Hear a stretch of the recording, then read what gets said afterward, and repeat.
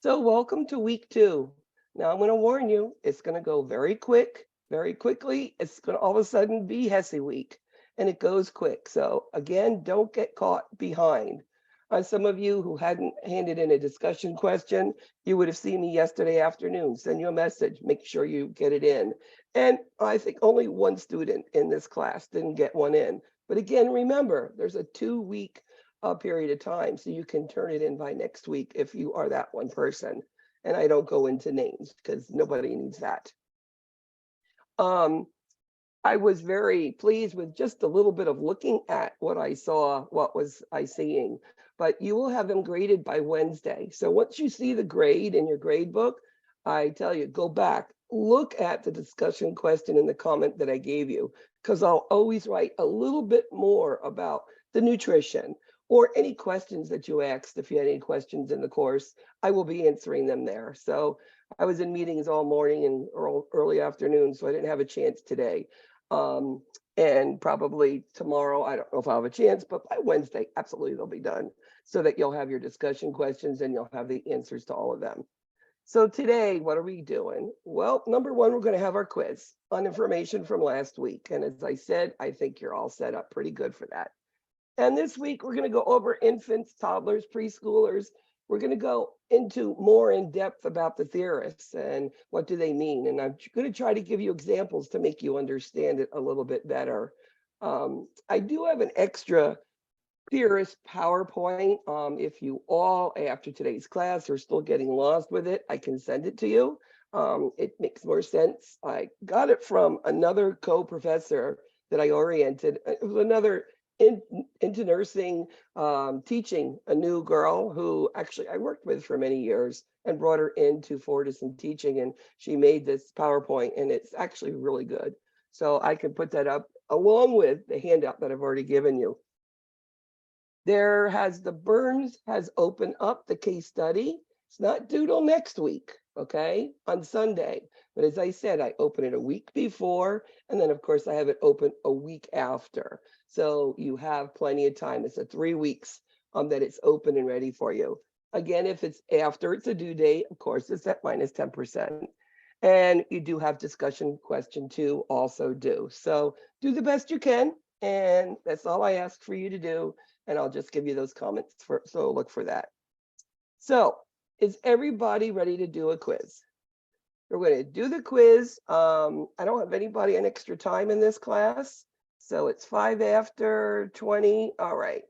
3:25. If you're done early, okay, that's fine.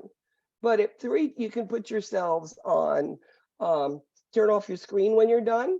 Okay, once you get your grade, turn off your screen. Just be back ready and available for class at 3:25. That gives for any extra whatever glitches. And we were going to do our PowerPoint, which I've already sent you. And then I've got a pretty extensive Kahoots on all the concepts because there's a lot of things that happen in these young kids and the developmental and the theorists, et cetera, et cetera. So everybody go to your modules. If you need to, refresh your screen just to be sure.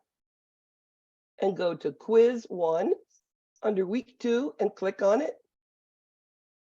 Once you see your quiz, you may start it. Any questions that you need to ask me from any exam, any quiz from now on, don't talk over the class. Talk to me on chat, and I'll be following you very closely. And what I do during testing is I turn my face off. I don't want you to think I'm staring at you. And I think that alleviates some of the stress, okay? So good luck. I'll see you all back at 3:25. Any questions, put it in the chat. Good luck, everybody.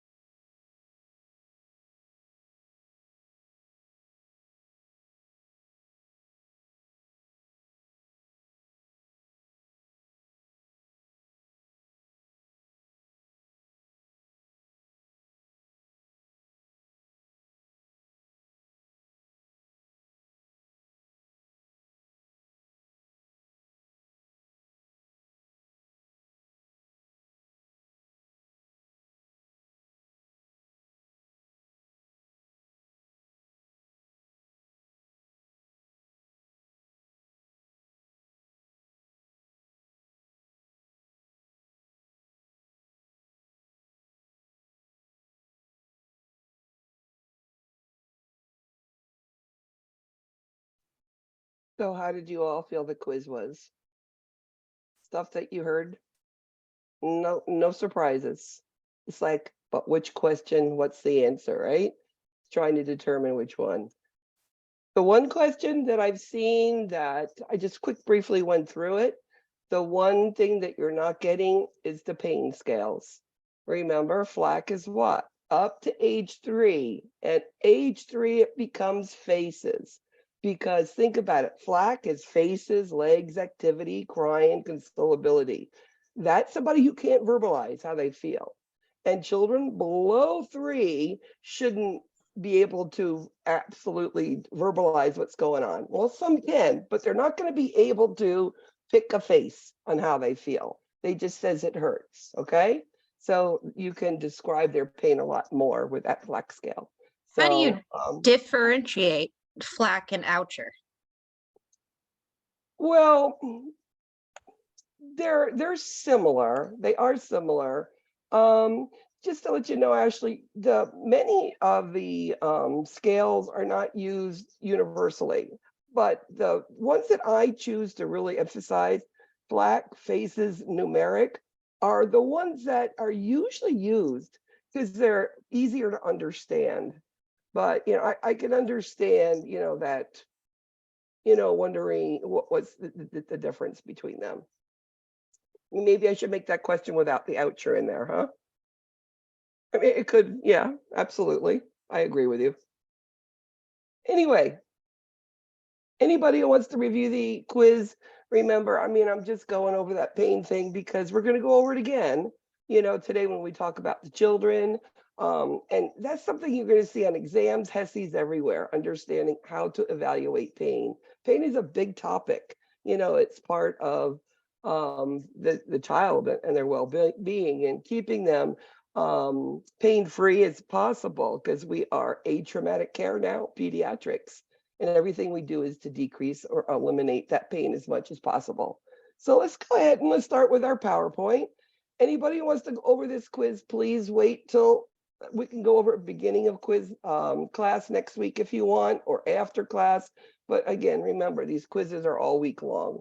So that's the only one that I'll talk about. Yes, Jose. Next week is going to be the exam. No, our first exam is week 4. Oh, great. Thank you. Now, thank you for reminding me that, Jose. Next week, we do reviews. Now, we have 1, 2, 3, 4, 5, 6, 7 pediatric professors this semester. Last semester, we only had 4. There will be 7 opportunities to attend a live review. You also will get 7 different recordings on exam reviews. Now, I will be sending out your PowerPoint as a study guide by the end of this week, so that next week, when you do the exam review, you might have questions during that review, or you can have them printed up and ready, or whatever you do, whatever your preparation style is. I usually will do my first exam review. I might even do it Monday next week after class. But I have to decide with all the other professors. We try to do it all different times, days, evenings, even weekends, Saturday mornings. I have one professor who likes to do them. So there'll be all different times and, days of the week. Now, do you have to attend a live review for the exams? No, but it has been proven if you go to a live review, it helps a little better. And grades do reflect that. Especially you can ask questions if you're not understanding, okay? So, that's what I am there. So I'm going to be sending out a list to my professors, asking them when they want to do the reviews, and we'll be starting them next week. So you get prepped, and then on week 4, you'll come to class ready to do your exam initially. Now, anybody who has accommodations, I need to know ASAP. Now, I didn't get any requests from this class. So if you do, all I need is the letter that you've gotten approval, send it to me, and then we have to make a time that is appropriate for you and me in order to give you the exam, to give you that opportunity to have the extra time that you deserve because you have a written medical excuse. I have to follow your prescription, okay? And I do have some in my other class. So I'll work with you all to give you the best time that you can to do that. All right, let's go ahead and start out with our PowerPoint, and then we're going to go right to the Kahoots. As I said, the Kahoots is quite long today because it's got a lot of stuff in it. So again, as we're going along here and you're not understanding, please stop me, okay? If you need an extra explanation, because I'm sure you're not the only one who has those questions, okay? So think about being an infant, right? The amount of development that goes on is quite incredible. Infants are born, they can't even lift their head. And they get to the point by the end of 1 year, they're walking and they're talking and they're feeding themselves, you know, holding their bottles, finger foods. It's quite amazing. And they can express what they need in their own little ways.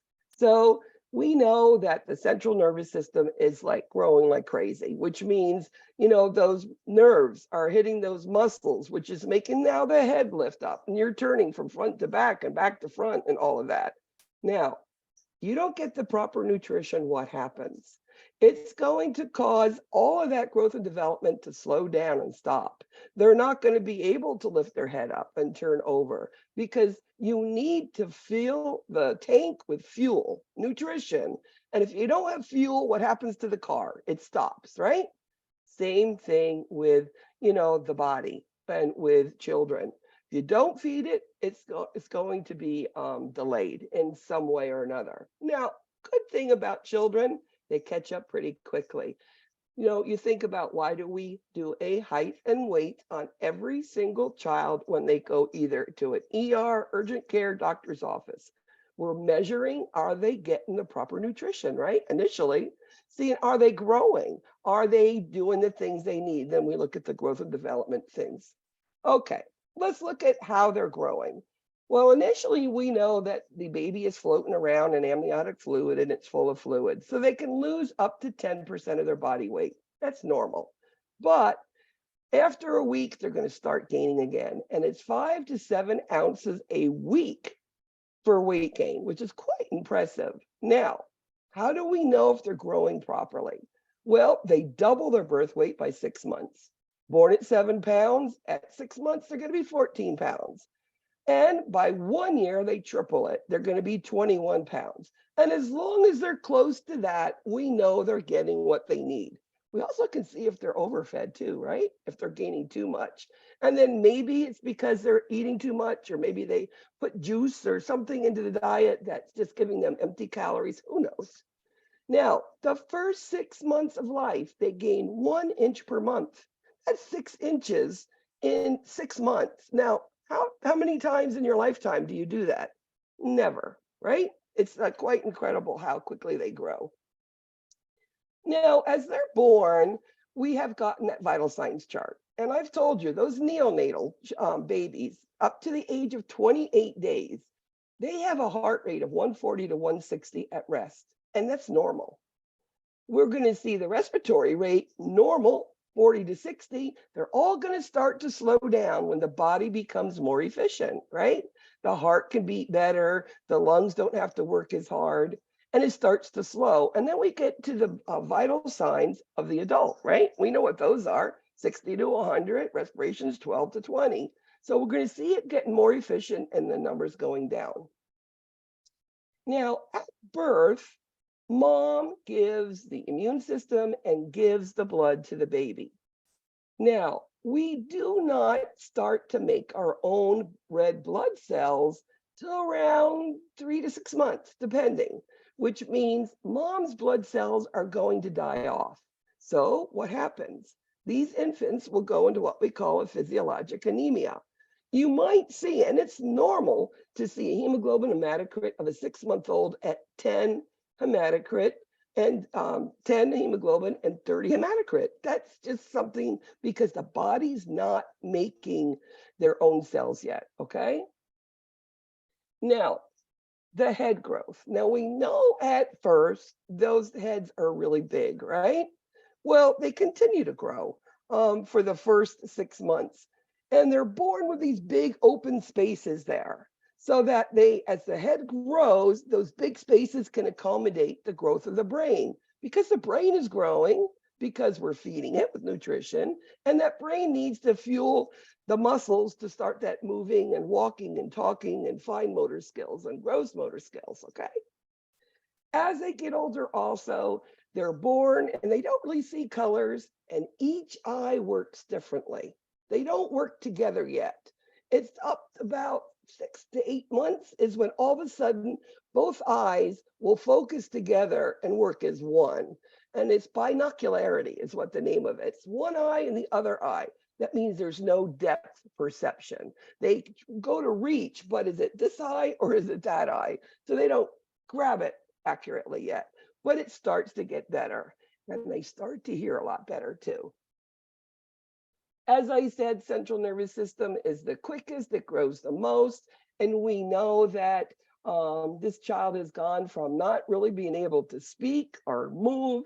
And now, as I said, they're walking and talking by age 1. And then they're starting to get smarter and they start to refine their skills. And that central nervous system is pretty quickly growing for the first 2 years minimum. What's going on? So again, nutrition's important, right? Now, as I said, the baby is born with mom's immune system. And what do we do on these infants? If you looked at the book regarding infants, you saw that double-page book in your book about immunizations. And there are a lot of immunizations these infants get. And why do we give them? And how come it's at 2 months, 4 months, 6 months? Then it's 1 year, 15 months, 18 months, 2 years. It's like we're just attacking them with all of these immunizations. It's because we're protecting them from these really dangerous diseases. And mom's immune system is going to wear off. Now, the one thing about breastfeeding, as the mother breastfeeds for at least the first year is what they recommend, and especially those first 6 months, mom is continually to give the immune system to that infant so that they can suppress any illnesses. If the mother gets like a little cold, well, the body's making an immune system. The baby drinks the milk, and guess what? They're getting immunity from mom's cold. And that's why breastfeeding is so important. I mean, we would recommend it. I mean, it's not for every mother. Not every mother can do it. We need to understand that, but we should encourage it, that they do get breastfed if all possible. You know, when they're born, they have this vernix. You know, I call it the white cheese. Some of them have it like severe, like this baby, and some are just a little bit. And basically all it's doing, it's taking and protecting the body. It puts like it into this white creamy shell, as I call it. Infants are born and they've got a lot of fluid on them and they cannot hold their body temperature at all. Why do you think we take an infant after it's born and put it on a warmed radiant warmer? Because we need to keep them warm, right? Because if you let an infant's temperature go down, what will you see? And I've seen it because of some mistakes of nurses where they give the baby a nice bath, they forget to turn the warmer back on. And all of a sudden you'll see the heart rate get lower and lower and lower. They do not like cold, okay? So of course that child needs to be warmed back up. And at home, what do we recommend? Well, if the mommy and daddy is comfortable, put one more layer of clothing on and the baby's going to be fine. So that extra fluid on that body, once they get rid of, they can hold their body weight more. And that's why we're going to warm those infants.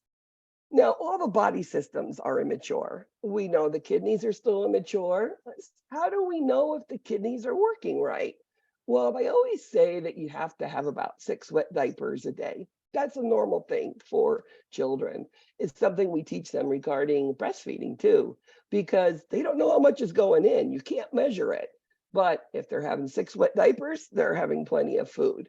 But if we can measure their diapers accurately, we know that an output of 0.5 mLs per kilogram per hour is Less than that is oliguric. So it must be more than that, okay? How do we measure a diaper for urine? I mean, do we squeeze it out? What do we do? Well, let me tell you exactly. You take a dry diaper of the same size, same company, and of that baby, and you put it on a scale and you measure it. Like Pampers size 1 are 30 grams. You take it off the infant and it's dirty, it's wet, and it weighs 60 grams. The difference between the dry diaper and the wet diaper is the amount of urine output. So it's 30 grams, but it's 30 mLs of urine. Gram is an ml in measuring diapers. Their GI system is immature. That's why they're not fed for the first 6 months of life. If you feed them food, it's not going to be utilized and it's going to come right back out. So you're going to see even their stools are going to be loose. They're not going to be as formed, especially in your breastfed. You might see them more solid in the formula babies, but it's still not a nice solid stool like you and me might have. Now, there's fine motor and there's gross motor. You've already mentioned it in some ways already. Now, fine motors is F, anything with the fingers, okay? Fine is fingers. What do we do with our fingers? Well, we can do a lot of things. And you have a chart in your book, but it starts out with you put your finger in a newborn infant's hand and they'll grasp it. It's called a reflex grasp. And it's a reflex. And the mothers go, oh, look, my baby's hugging me. Well, they don't know if it's a reflex. I'm not going to tell them. Let mommy think that that baby's giving her mommy a hug and everybody's happy, right? Well, then all of a sudden, a little bit later, maybe somewhere about 3 to 4 months, that baby's going to grab that rattle and it's going to be voluntary. That's the second thing they do. Then we're going to start with what we call a pincer grasp. Now, that's a really good, fine pincer grasp. That's going to be at least 10 months for this one. But right before that, it's like put a kid, an infant, in a high chair and give them Cheerios or those little puff things. And they sort of smush it in their mouth with their fingers. That's what we call a crude pincer grasp. Then it goes into a fine. Then the next thing, about 11 months old, we can take and put things and out of a container. That's just part of the growth of fine motors using the hands. And then by 1 year old, they should make a block, 2-block stack. That's part of fine motor skills in the first year of an infant's life. And there's something to test you as you go and study. Okay, gross motor. Does anybody know Paw Patrol? Paw Patrol is a cartoon that my grandson watches like crazy. And in the end, it goes, go, go, go. Well, G is gross. Get up and go, go, go. It's movement, okay? So gross motor, what's the first movement an infant does? They pick their head up. They got head control. Usually by 2 months, you'll see their heads up and they're moving around. Excuse me. Sometimes you see it earlier than that, but 2 months, that's, where it absolutely should be. Now, the next thing we know is they're going to be on their belly at 5 months, and all of a sudden they turn over. Now, this is when you start worried about putting them on flat environments that's off the ground because they can roll right off, whether it's the couch, the bed. I can't tell you how many infants came into the ER where they were on the bed and fell on the floor on their heads on tile or off the changing tables because they were at that 4 or 5 months and they didn't strap them in. So these are safety things we would teach. By 6 months, they're on their back and now they can turn to their belly. Then all of a sudden they get up and they're on their knees and they crawl backwards, then they crawl forwards, and then all of a sudden they can sit themselves up and sit there unsupported. And that's 8 months old. And then they say at 10 months, you can go from laying on your back, get it up on your, sitting up by themselves, with nobody supporting anywhere. Now, one of the good pictures here that describes head lag is the top right picture there, that the hands are being held and they're held up and the head is lagged back. Now, the first month or two, that is normal. But as you can see, as they're holding the head, the kid's bigger, they're coming up with the head. That's what should happen. Now, if they're not holding their head up by 4 or 5 months, this is delay in development. And they're going to need some sort of early intervention to catch up. Is it poor nutrition, or maybe weak muscles, or do they need physical therapy? Because children catch up really quick, but you've got to notice these things and let the physician know so that we can get these things ordered. Now, nutrition. Most important thing, children. This is how they grow. This is how we feed, the engine. We give it food. As I said, breastfeeding is the most important, and we recommend it for the first 6 months of life minimum. And then we'll start to add foods, and then they should at least breastfeed, as I said, to 1 year old. And at that point, they say, if you want to continue, you do. Many parents do. And some parents, they've worked so hard for the first year, they're like, okay, I've had enough. But that, of course, it's a parent choice. But for the first 6 months, all they get is their milk because their GI system does not tolerate food, right? So how do we know they're getting enough food? Well, each breast should be nursed on for 8 to 10 minutes.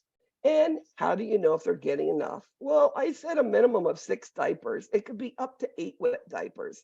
And you're going to see, as I said, those diapers and the stooling on a breastfed infant, they're going to have multiple stools and it's very loose. Absolutely normal. Okay. So weight loss, 10%, for the first week, normal. And then they start gaining their weight, and they're going to be gaining about ½ an ounce a day for the first 2 months. The breastfed infants need to be given vitamin D, because also that has to do with muscle development and joints, and it does help with that. All right, second 6 months of nutrition. We're going to start adding food. They say that your rice cereal is the most easiest for an infant to digest. So you start with rice cereal and you introduce it one at a time, 4 to 7 days in between each additional type of food you add. Now, do we do vegetables first, fruits first? That's a physician. They all have their own way what they want you to do.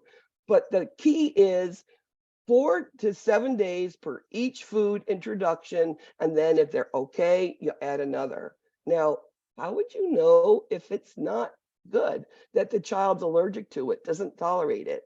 Well, you're going to see a kid all of a sudden get gassy, colicky, diarrhea, constipation, or you could see like a rash going on. Sometimes it's just under the neck and in the bends of the arms or the knees, or even diaper rashes, you'll see. Something different that they never had before. Probably it's doing to the food. And then what would we do?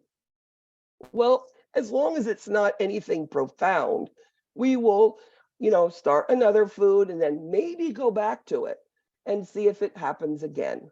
Because maybe there was something else going on, right? And as soon as we've seen it twice, we know not to enter that food anymore. Dental health. Toothbrush only, no toothpaste. And they can start fluoride at 6 months old.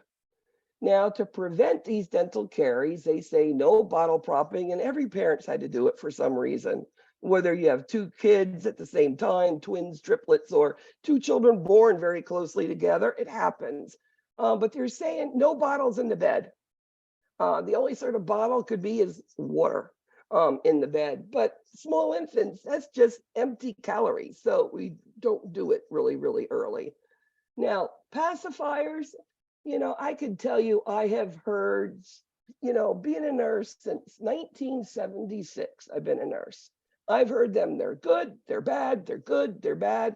But the final with the research they've done is that again, the pacifier is a self-soother. It comforts the child, it helps decrease stress, and we can use pacifiers with a little bit of sugar water to decrease pain. You can circumcise an infant with just a pacifier and sugar water. They don't need anything more than that. I mean, as I told you, that there's been research done by Harvard neurophysiologists, and they said it's just like giving morphine, this sugar and this pacifier. So it does work. So you know how they self-soothe. How do you know how much teeth they're going to have? Well, usually it's the child's months and age minus 6, and that's the number of teeth. So as you can see, they usually start about 6 months old. Now, does it mean 8 months, the kid doesn't have 2 teeth, the kid's behind? No. My children never had teeth by a year old, and it was about 15 months they got 6. So it doesn't really matter, those things. You can usually feel them underneath there. Sleep patterns. Well, we know that infants sleep quite a bit. By 3 to 4 months, they should be sleeping 9 to 11 hours. Let the baby sleep if he's sleeping. If the baby's a normal, healthy delivery, don't wake them up to feed them at night. I have my daughter's fiance's sister just had a baby, and the baby slept for 8 hours the other night. She's like, "Oh my God, I'm so worried." I said, "Your baby is happy, peeing, pooping, sleeping, not crying, gaining weight.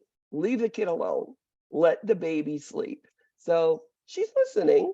And this is her second baby. The first baby, no, that baby was woken up every 3 hours to feed that poor little guy. So that baby still doesn't sleep well at night. So let the baby sleep. Breastfeds usually at the beginning, every 2 to 3 hours are awake to eat. Breast milk does not hold in the stomach as long as formula. That's the one, I think, when you talk about formula, breast milk, the one thing that, makes formula better is because they can sleep longer. It's not better for them, but anyway, their child is going to nap, sometimes 2-3 naps a day, and then hopefully sleep all night long. They're saying walkers, swings, and playpens are not necessary, but we know we always go out and we get them and put them in the swing, and we get them as presents and we swing them, and they seem to tolerate it and they love it and fall asleep in it. But the book says immunizations. I was telling you that there's lots and lots and lots and lots we give. Remember, hepatitis B is given in the hospital usually before they go home. That's the first they give. And if it's not done in the hospital, that first visit a week later, that you usually go to the doctor's office, the pediatrician, for a checkup, they'll usually give it then. And it usually has to do with insurance. This insurance, who pays what. So, but I'm not going to go into that because being a nurse for so long, I've seen so much about it. So what do you need to know about all these immunizations? Just know that you have them given at 2, 4, 6 months. I don't go into the absolute dates and the times of them, but hepatitis B is the first one they give. Colic. Ever have a baby with colic? A lot of gas. Their stomachs get full of gas and they cry and they are so hard to console. I mean, that's that little colic holding that you try to shake them a little bit and get the gas up. The one thing that we can help is teaching. I mean, I think one of our biggest jobs as nurses in pediatrics is teaching, and teaching the parents, the caregiver, how to feed a baby, not overfeed the baby, and how to burp that baby properly, making sure they do burp, because they don't burp, where's that gas go? It's in the stomach and they're going to be screaming. Usually colic goes away by about 5, 6 months, but that's a long time for a parent not to sleep, right? Then there's something called failure to thrive. Well, growth failure. How do we know that's happening? Well, what do we do every visit? We do a height and a weight. And if they're not gaining weight, there's a problem. And what we're going to do is, well, first we'll ask, how much are they eating and how frequently?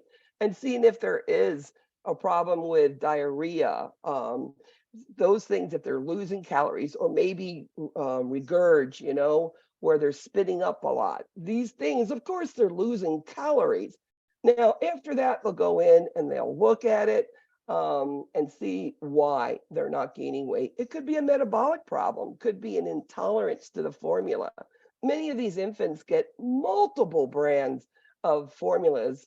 Even if breastfed doesn't work, maybe they have to go to formulas and then on very easy formulas.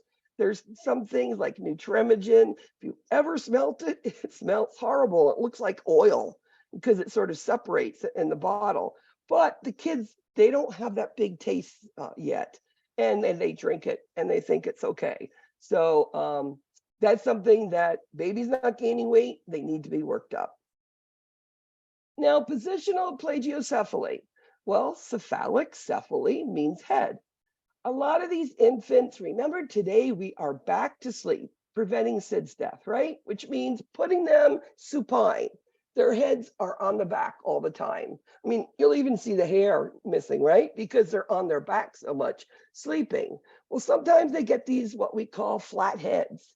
And sometimes maybe at birth, they had some condition where they couldn't be moved and they were only on one side. So you're going to see a flat head. Well, we can do a couple things. Now, usually, we don't have to do anything like put the helmet on like that bottom right-hand picture. That's the little helmet we put on to help shape the heads. A lot of times it's just putting them on tummy time.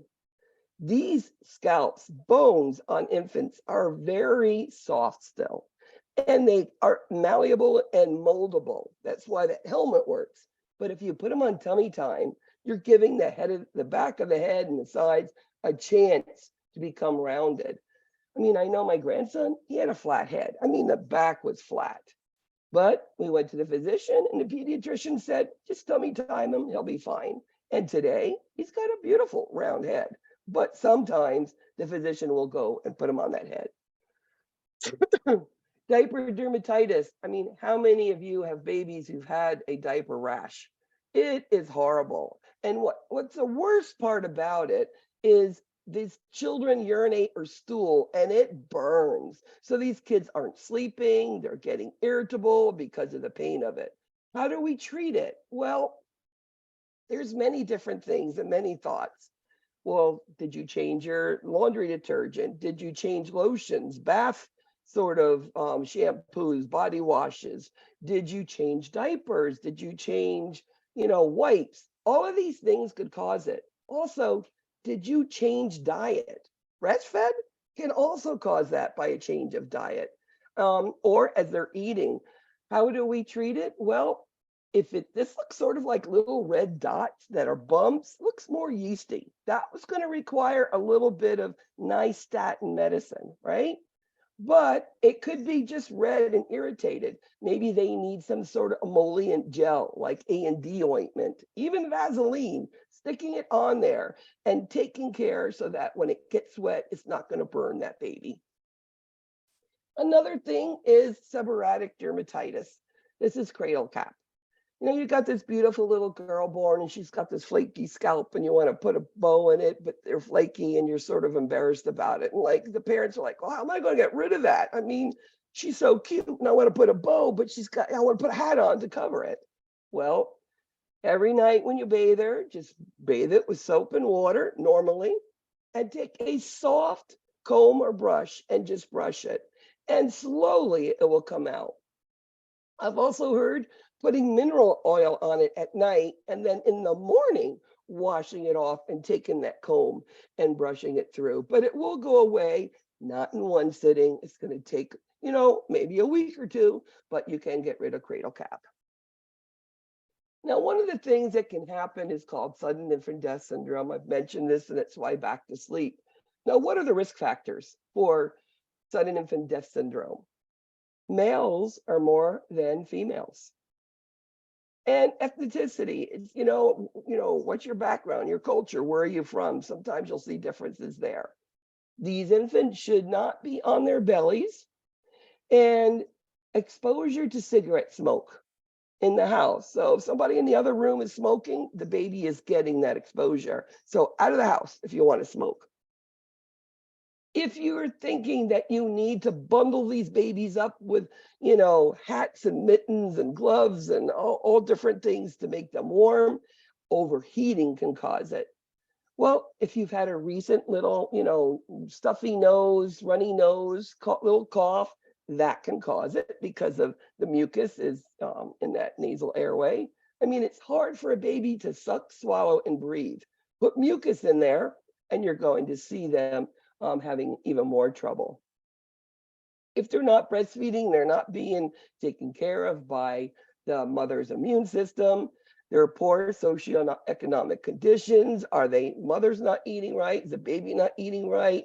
Their environment is too hot, too cold. Is it too dirty? I mean, all of those things. Immunizations, if they're not getting them. And of course, that air pollution goes back to even just smoking and using a mattress that's too soft. Having blankets and toys and bumpers. And they used to have beautiful little crib bumper sets that we used to put on, but kids were going in there and hanging themselves where you tie them, putting their heads in there, and they were strangulating. So they found no, and they put smaller, closer slats on the crib so the kid's head can't get in there. Now, back to sleep has been working for many years, and it has been proven that it does work. And when it first started, they said you could lay on your sides too. But you know what they found out about putting them on their sides? They'd roll over a little bit and they were breathing in their CO2.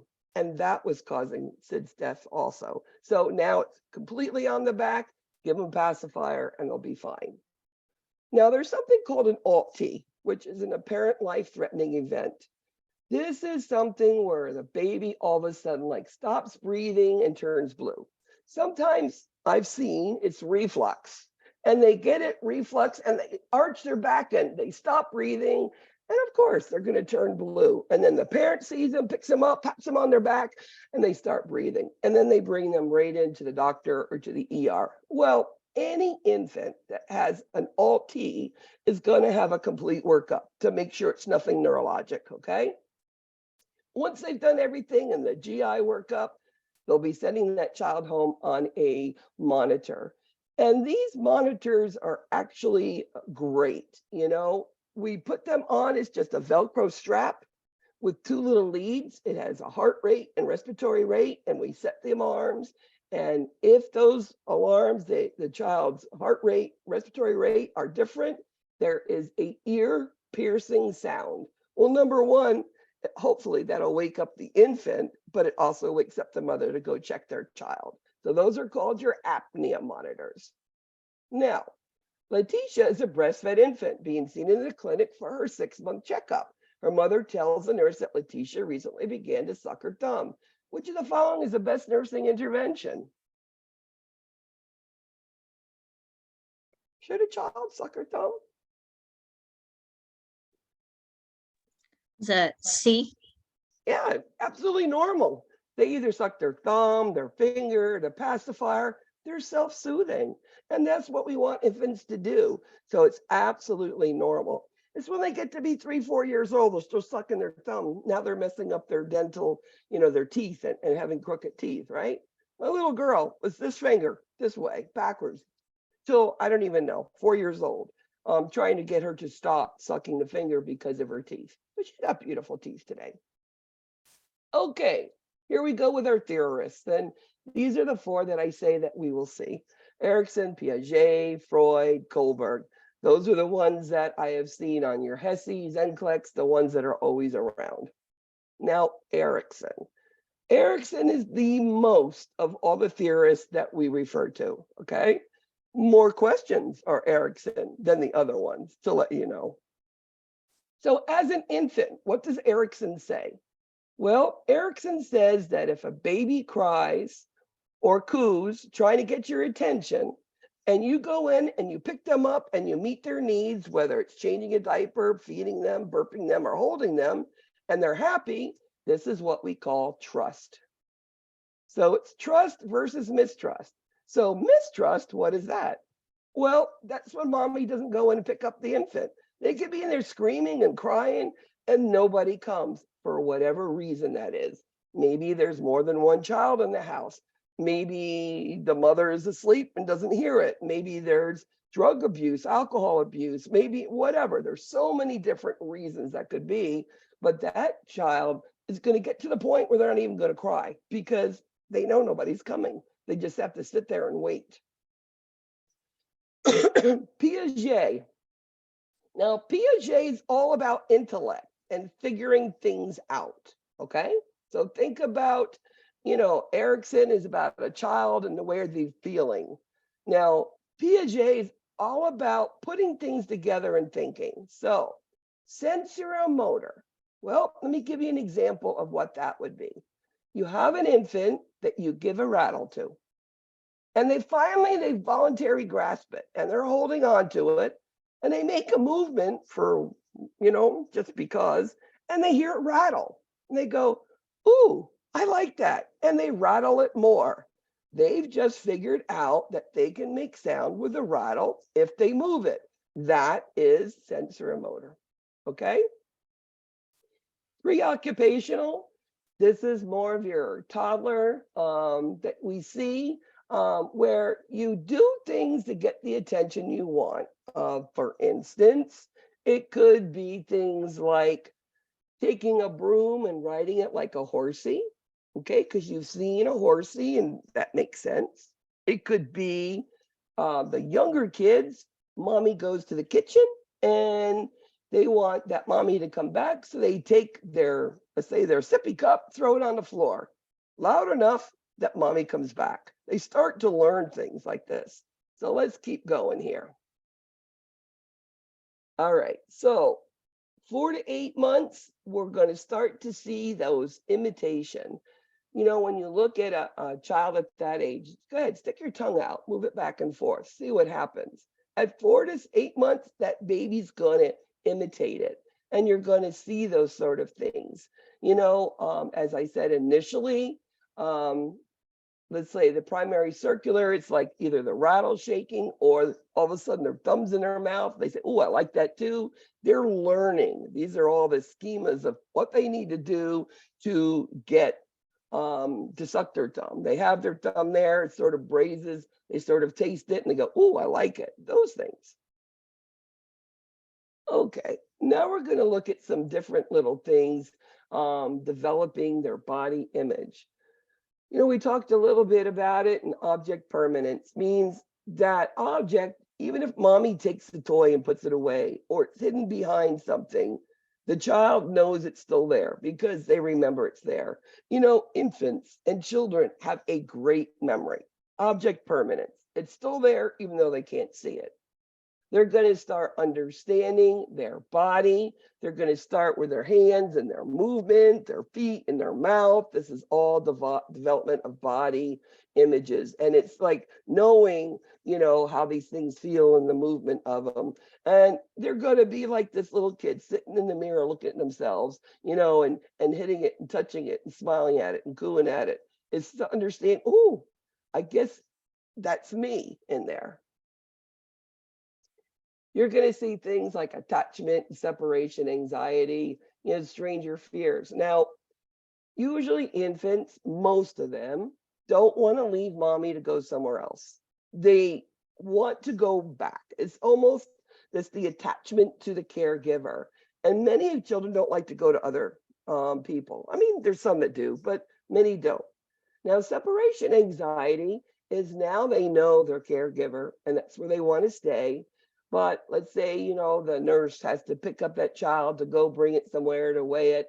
That kid's going to turn around and he's going to want to go back, and cry. They want their caregiver, their mommy. They want their daddy, which is part of stranger fear also.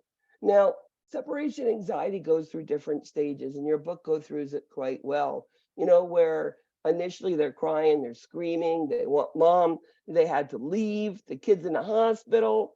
So you've taken them, we put them in the crib, mom kisses them, they got to go, they got to take care of the other kid, pick them up, whatever, they have to go. Now the kid is alone. And initially they're going to be screaming, yelling. And then they go to the point where, all right, let me just sit here and play by myself. And then they're going to be totally, separated from the parents. They come in, they don't even want to talk to them. They're not going to react because they left them there. So separation anxiety is a big thing. Social development starts with language, right? We start cooing. as an infant? Crying. One of the first things we do. And it starts, saying, all right, I get somebody to respond to me. Play, as I said, very important part. And then we know that every infant has a type of temperament. You have kids that are happy, kids that only want mom and dad, don't want to go anywhere else. And we can measure that. There is a questionnaire if we need to do that. Okay, let's go into the toddler. Toddlers are ages 1 to 3. Remember, this is still the Flack scale in the pain, right? We call them the terrible twos. And I love this saying, having a 2-year-old is like having a blender without a lid on. Turn it on and they're everywhere. You blink your eyes and they're somewhere where they shouldn't be. They are intense exploration of their environment. I mean, this is when you really have to baby-proof your house because they are really gonna find things. I know that I had this little wine rack that was low. I know my grandson went, he got 1 bottle of wine. I'm like, we're not gonna waste that. So we had to move everything else in the house. But it was not his fault. It was because they're in the exploration here. They are all egocentristic, which means me, mine, no. That is what they know. So we talked about the infant and how they gain weight. And now we have the toddler and how do they gain weight? Well, it's slower, 4 to 6 pounds, and their height is a little bit slower also. So it's, going to gain weight, gain height, and then you're going to get a little pudgier. And then you're going to get hot, grow a little taller. Then you gain weight, get a little pudgier. And you can actually see when the kid's just about to start to do that. As I said, the head circumference is bigger than the chest at birth. That's something that you learn even in your OB course. Well, by a year and a half, you're going to see them equal. And by 2 years old, the head should be smaller than the chest. Now, if you're doing these measurements and that chest is still a lot smaller than the head, there's a problem. What could it be? Well, it could be like a hydrocephalus, could be a brain tumor, could be many things. So it's something that does need to be investigated. And at age 2, the child is almost half their adult height. Their body systems are getting more mature. They're starting to get all of these viral infections. I mean, toddlers, many of them have to be in daycare. And even if they're not, they are playing because that's their job. They play all day long. They eat, they pee, they poop, they go to bed, they take their bath, and then they play. Play. What do they do with their toys? In the mouth, right? They explore the world in their mouth. So they're swapping spit all day long, whether it's with their own spit that's been sitting there, if we haven't sanitized these things all the time, which come on, how many toys can you sanitize every day, right? It's just what happens. And if they're in daycare, that's the kid next to them. They pull it out of their hand and in their mouth. It's just they're, exchanging their bodily fluids. I call it swapping spit all day. And their kids are going to be with chronic upper respiratory, cough, runny nose, ear infections, tonsillitis. It's a part of it. Now, they're starting to look at potty and starting to do potty training. Now, they say bowel training comes and it's easier before it is for the urine. They also say that once you have a child with a diaper that is dry for 2 hours, that's when you can start training with the bladder training. Gross and fine motor skills. Well, they're starting to get more and more refined. They're walking a little bit steadier as they grow up. They're not so wobbly and falling. They have manual dexterity, which means they're able to move. They're going to throw a ball at 18 months, whether it's right-handed, left-handed, both-handed. They don't pick that out quite yet if they're right or left-handed. Their visual acuity is getting better and better. Depth perception, because their eyes are working together now, so they have more depth perception there. And again, that helps with motor and coordinations, etc. Their hearing, smell, taste, and touch are developing, and they become picky eaters because now they're tasting what they're eating and they're realizing that stuff tastes terrible and they want usually certain foods. I think that one thing what we call toddlers is they go into a physiologic anorexia, which means they barely eat. But if we look at what the textbook says, if they have 1 tablespoon of food per year old per sitting, they're eating enough. So if you think they need to eat more, usually they're eating enough, okay? They don't like sometimes textures, whether it could be that soft stuff or stuff that has lumps in it. They become picky with that. So we have to keep trying to get those kids to eat those things. And a lot of these kids by 2 or 3 years old, they like certain foods. It could be macaroni and cheese and chicken nuggets. That's a big thing on the toddlers, and some apple juice. Again, is that good enough? Well, it's got apples, it's got protein, it's got milk in there, and everything's there, all the food groups. But again, they should be exploring more, and you have to continue to try to introduce new type of foods. So Erickson is all about shame and doubt. This is your toddler. And it's all the no stuff.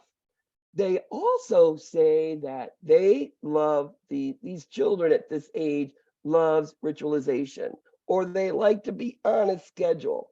They are the happiest when they know what's coming next. These children are hard to take on vacation because it's hard to maintain that schedule. They like their own environments. They like what they know. They don't like change like that. And again, they're all about the me, and that egocentric thing. Now, Erickson, what he says about autonomy versus shame and doubt. Well, infants, as much as we want to do everything for them and protect them from harm, we must let them be autonomous, which means we need to let them try, as long as it doesn't hurt them, okay? The shame and doubt comes when mommy and daddy don't let them try things out. And this was hard for me having a grandson in the house because I wanted to do everything and protect the kid because that's me. But I realized, because my husband is really good with this and has patience, is he let them try. And these toddlers, for instance, they want to take and jump from a couch to the other couch, and they don't realize it's too far, and they're going to fall and they're going to hurt themselves. Well, my husband would put a pillow in the middle and let him go, and he would land on the pillow. But at least he was trying, and he was able to try those things. Also, if let's say they get on a trike and now he's trying to pedal it, put enough protection gear on him, but don't say, hey, be careful, watch out, don't do this, careful, don't. No, let that child do what he needs to do, because that's how they learn and that's how they remember, okay? Now, Piaget, sensorimotor, preoperational. And it really starts now with what we call tertiary circular reactions when they are a toddler, as in they're starting to take things and learn, whether it's putting blocks together, making a house, whether it is taking food and smushing it all over and making designs in it. And it's taking that little information and trying to apply it somewhere else. Maybe putting trucks on top of each other like a block. Well, not everything works, but they're starting to experiment by things that they've learned. So again, toddlers, we're in that no. They want that ritualization. And we really don't want that to be a restrictive parent. This is a great slide. Basically what I've just said about all of the things. Let them try to do things and be patient with them and give them the encouragement. Just don't tell them, no, be careful. That's not a good thing. The sensory motor, again, sucking that finger, right? That's part of it, young. And then it goes to the rattle. And then as they get older, it's that bottle, wang to the floor, because we know mommy's coming. They understand, they're aware, they can control their environment. So what is the difference between pre-operational and the concrete stage? Well, when we talk about the concrete stage, this is more of school age. They can understand more. And we're going to go more into that, into the school age, but it becomes more and more rational, knowing that it's small cup or a tall cup or a squat cup, you pour liquid from one to the other. They look different, but one is still the same. It's not one is more because it's taller and skinnier. And that's, again, taking understanding and taking it to the next step. And we'll go into that a little bit more, but that goes the concrete into school age. Okay, also gender. They're starting to realize they're potty trained, right? And daddy might show a boy how to go pee pee in the potty, right? Or maybe it's mommy at home who has to sit and they keep walking into the bathroom. And why are you sitting down? It's understanding that there is difference in genitalia. And that difference is whatever your name is for it. Now, the one thing that I did with my grandson, there's a penis and a vagina. Those words he understands. One's a girl, one's a boy. And he knows that there's a difference. I didn't make them into bad words. That's just what they are. They do tend to touch themselves a lot because they're figuring out what that stuff is. And it's okay. Now, the one thing I do is if the child is out in the environment and playing with his genitalia, I'm like, go to the bathroom or go to your room if you want to touch yourself. Don't do it in front of me. I don't need to see that. It doesn't make it a bad thing. It just gives them a place for everything, right? Shows them do it in your private time. That's your time by yourself. They start to play house, mommy and daddy, right? And again, they're knowing now there's boys and girls and there's differences. Now, separation, we looking at their social development, we know that there's differences. We know that boys like their mommy and girls like their daddy, just part of, what they're going on. We know that children tend to, when they're infants, have their teddy bear or their blankie, and now they're starting to learn different things that make them who they are, whether it's their crayons, whether it's their truck, whatever, it changes. Their language, now, by the time an infant's 1 year old, they do 2 words, usually just 2 words. As they get to be a toddler, this is, ages 1, 2, up to age 3. And they're going to start learning a lot more words, but they understand more than they can express. So sometimes it's hard for that toddler to express what they want. So, they get frustrated when you keep saying, so what do you want? What do you mean? Give me another word. Are you talking about this? Okay, relax. I'm just trying to understand. It's a very frustrating part because they know, they understand, but they can't verbalize it. Toddlers want to do everything themselves. They want to feed, they want to play, dress, undress, and this is okay. And you're going to see that, your toddler went pee-pee in the potty and then you gave them the pants and a shirt, and here they want to put them on. It might be backwards, it might be inside out, but that's okay. It's just the point that they did dress themselves, whether it's done properly or not, that's as they get older, right? But we shouldn't make them feel bad because it was done wrongly. And you're going to see toddlers, when somebody hurt themselves, they want to give it a kiss or want to give it a hug and make it feel all better. They are starting to understand feelings for other people. Now, play. Play, as I said, is important. Remember, play should always be developmentally appropriate. Communication to them needs to be developmentally appropriate. You're going to hear that word a lot, developmentally appropriate. So play, it makes their physical and psychosocial, and it develops them. They're able to play with another kid, they're able to express what they want, and they're having fun, right? Very important, because it's not going to be just one kid. They're going to end up going to school, and there's going to be multitudes of kids. So they've got to learn how to get along with kids. Remember, the toys should be developmentally appropriate. for those children, like little small parts. Where do those little small parts go? In the ears, in the nose, they choke on them, they swallow coins, they do all different things. So make sure they're appropriate. Toddlers are into parallel play. And what is that? Kid playing here, kid playing here, by their own toys, but they're playing next to each other. Parallel play is toddlers. And they love the touch, that sensory motor, right? Whether it's soft, whether it's hard, whether it's sand, all those things, tactile play. They like smushing their food in the high chair, right? So potty training, you sort of really have to know when they're ready. As I said, many of the kids will go there by themselves and try. We know that bowel starts before bladder training, and it's usually somewhere between 19 to 24 months. I've seen, younger kids potty trained earlier, and that's okay. Some of them are later, that's okay. When they're ready, they're ready.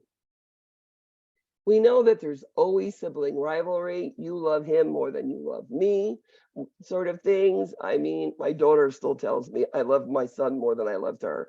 I said, no, I didn't. So it's just something they go through. Temper tantrums. What do you do for a temper tantrum? Well, it could be anytime, anywhere. I think the most embarrassing is at the grocery store when they lay on the floor flat out and just screaming and kicking. And what should you do? Well, as long as they're not in any trouble of being hurt, ignore them and walk away. That temper tantrum is they want attention. You don't give them attention. Why am I having a temper tantrum? They stop. Another time they have temper tantrums is they don't want to go to bed because they don't want to miss anything. So you need a good usual bedtime routine so that they know once it starts that they're going to bed. Again, no, mine, me do, all part of it. Now, sometimes you're going to see kids stressed. Could be the birth of a new child in the house. Could be they had to move. Maybe grandma died, the dog died. I mean, could be that mommy left, daddy left, or they're on vacation, they didn't go, I'm alone. It could be many things. They do regress. And what do? Well, could be a kid starts sucking his finger again. Could be they start, if they've been potty trained, they start having accidents.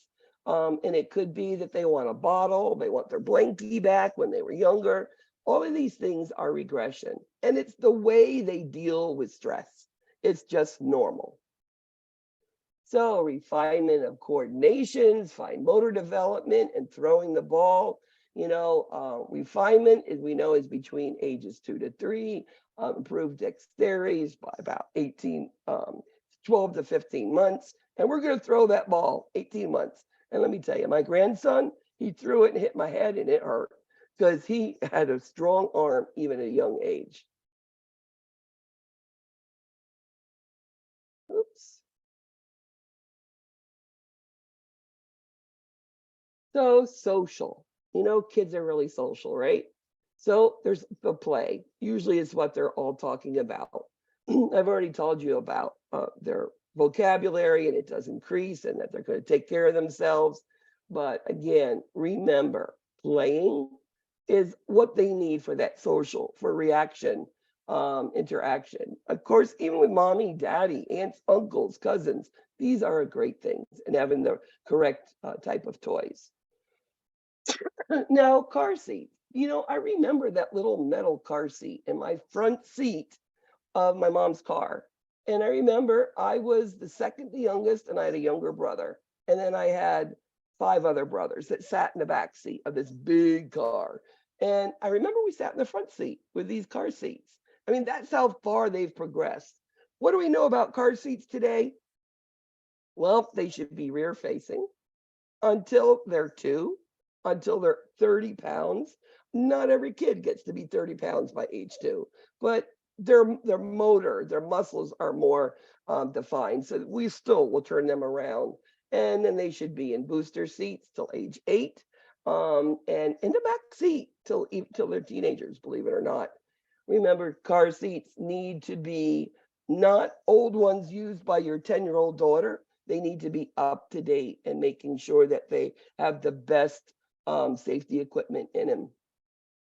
There is a website here that you can go and you can check it out. And car seats do have expiration dates, so they should be checked. You know, you can use one that your friend has in the other car that was new, but you know, getting it from a garage sale, do you know if that's a new car seat? I wouldn't do it. All right, preschoolers.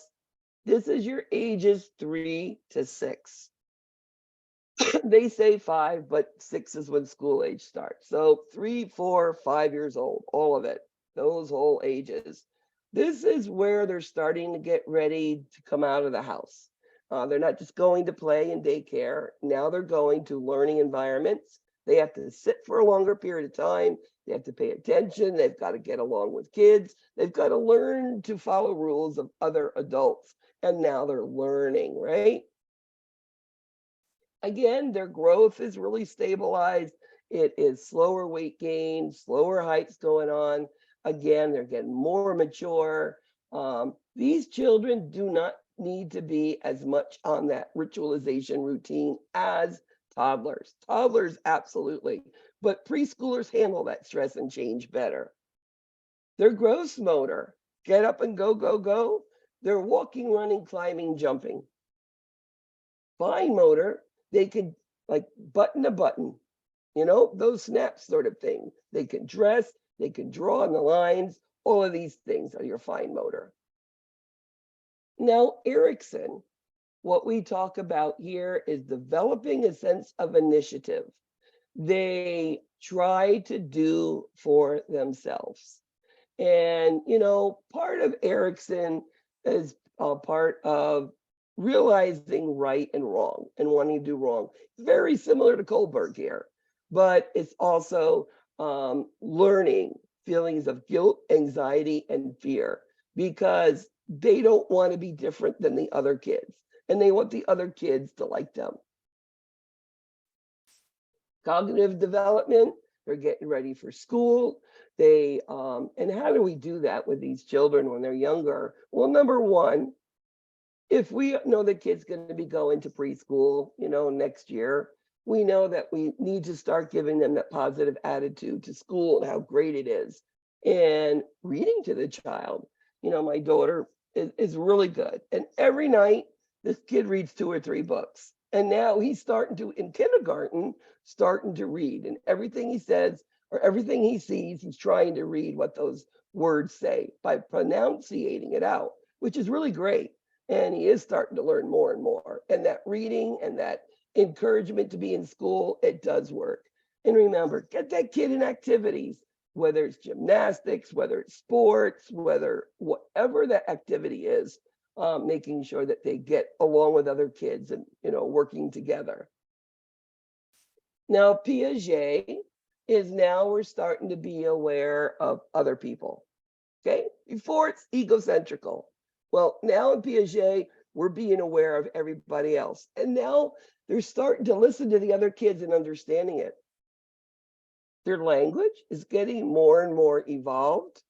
And they're starting to understand the concept of causality. Like they do something wrong, something's going to happen. There's going to be something take away. There's going to be a timeout, right?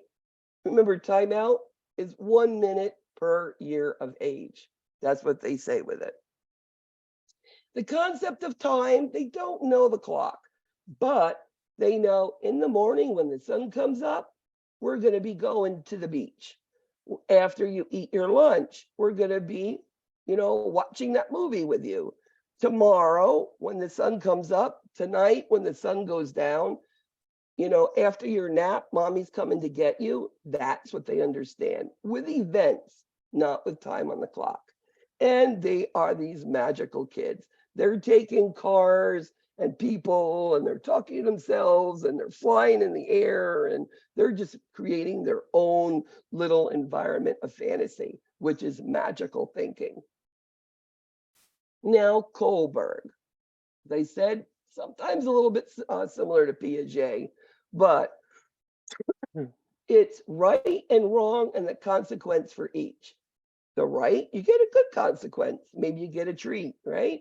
Wrong, there's going to be a consequence, maybe a timeout, a punishment of sort. And they're starting to understand in preschool that do they want to do wrong or do they want to be right? And when they do it wrong, they know they're wrong at this point, most of the time. Their sexuality, again, like I said, girls like dads and boys like mommies. It's just part of what they do. They're starting to dress up, and now they're starting to ask questions about sexual reproduction. I was told by my grandson's stepdad, he said, yeah, he asked me, how did you get that baby in mommy's tummy? And he was like, I didn't know what to answer. I said, well, you should ask, so how do you think it got there?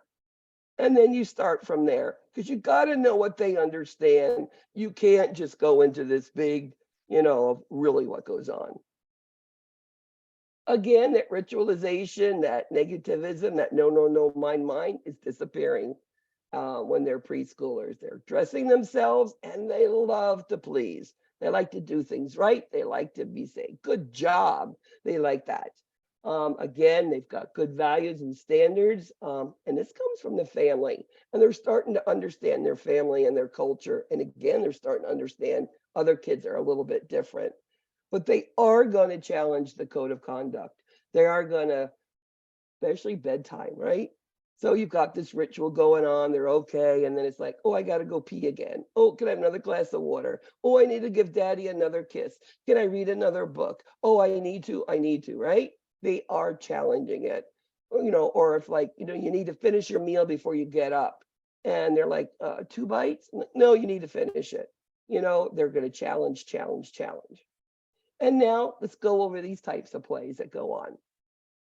So we know parallel play is toddlers, right? Now we get to preschooler, and you're going to start seeing them with associative play. Kids are playing together, same toys, no rules. There's not a winner. They just play together and have a good time. Imitative play, of course, it's imagination, it's sort of thing, which is part of doing what other kids are doing. And then you have imaginary.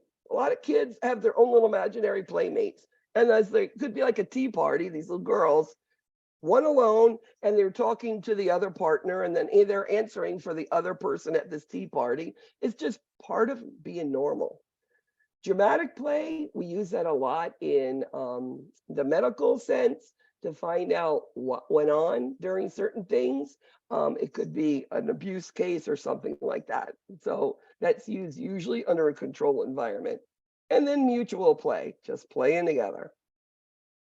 Fears of 3 to 6-year-olds. This afraid of the dark, go turn the lights on. There's no boogeyman there. Nobody's going to come get you, but they're afraid of it. They do not like to be alone. They want to make sure there's always an adult around. Many of them are allergic to those large dogs. I mean, my grandson doesn't even like little dogs because he got nipped as a younger child, but it's just part of what they're afraid of. They don't like ghosts. They are worried about their private parts, especially boys, like something's going to happen and they're going to chop it off. It's just, they're afraid of it. And they're also worried about objects or people associated with pain, nurses, right? They're afraid of that needle that they're going to get an injection, or even that blood pressure cuff, that squeeze. They don't like it. They're going to be afraid of it. So here's just a part of what I've already got over, is just a recap. So as I said, with sexual education, where does the baby come from? How did you get it there? Again, find out what they know. Use those correct anatomic words. I have, and it's worked out really well. Be honest and know that these children are exploring their genitals, and masturbation is completely normal. If you're seeing it going on out in public, as I said, go to your room and do that. It's okay, but just go to your room. I don't need to watch you. Again, the fears, like I just said. And now we're ready for a cahoots. We'll be just on time today. Any questions?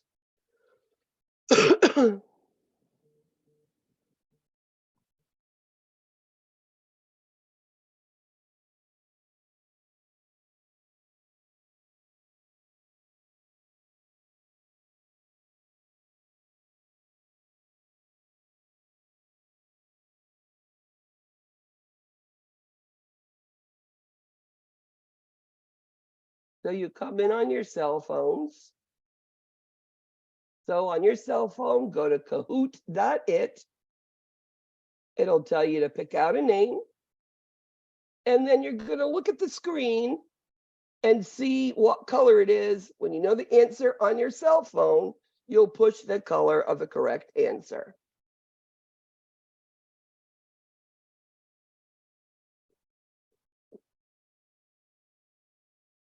I want you to know these Kahoots are very important. I spent a lot of time with them doing concepts that you see on the HESI, quizzes, exams, and they do help you.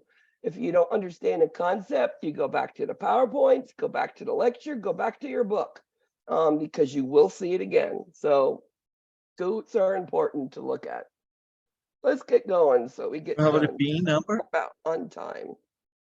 Hold on a second, I'll get it for you.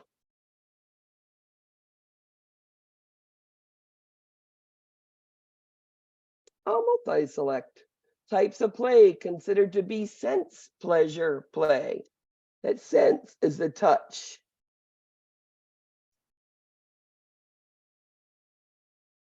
The PIN number 7018463. You got it, Jose? Beautiful. So playing in the sand, finger painting, or smushing that potatoes on the high chair in their head and everywhere, right? Checkers? No, that's actually not anything to do with sense. The touch is not anything important. The nurse notices white patches in the mouth of an infant that cannot be removed with a tongue blade. What should you do? Well, what do you think that white patches is? Probably yeast, right? If you can't scrape it off, it's usually yeast in there. And what do we do for yeast infections in infants? Well, we don't rinse the mouth out. It's nothing to do with the foods or anything. Probably we need to put this child on some nystatin. There's a liquid that you put in the mouth and you sort of, or take a swab and swab it around the mouth and it will cure it. It's the same medicine in liquid form that we use for yeast and a diaper rash, which is powder form usually, or even a cream. What type of play is considered cooperative play? Well, we have parallel play, we have associative play, we have cooperative.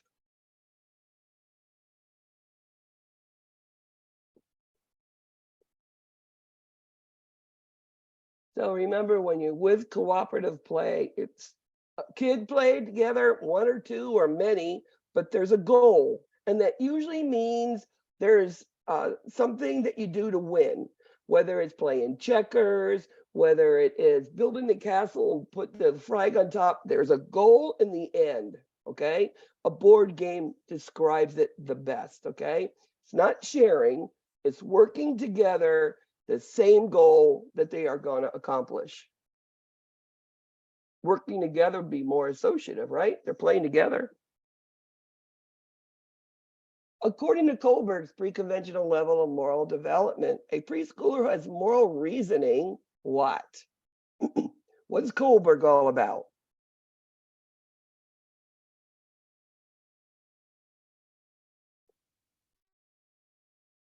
I cannot see the questions. I just see the colors.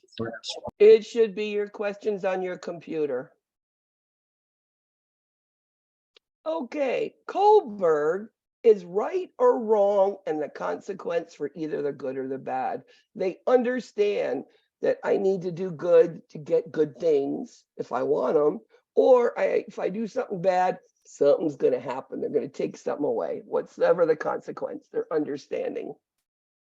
What nursing action is appropriate to teach a preschool age child about a scheduled procedure?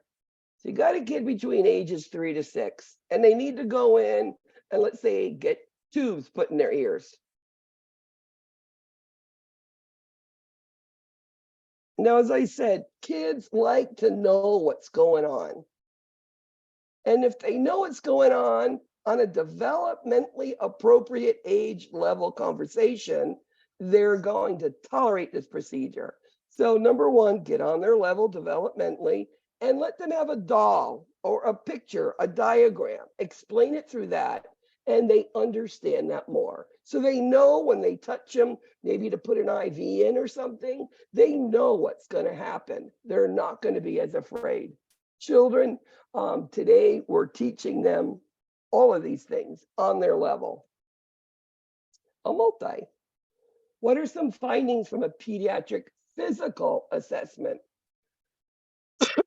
Remember, there's a history and a physical. I just want physical. What is physical?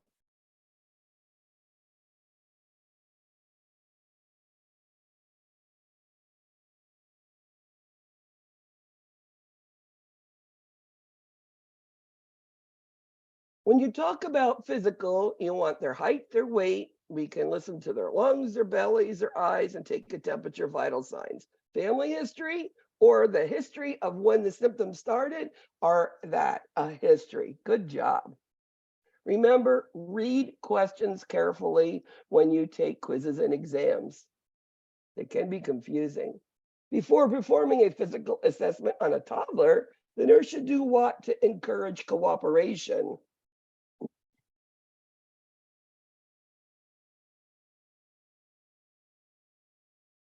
Well, I could say even before this, you need to get developmentally appropriate, get on their level, gain their trust.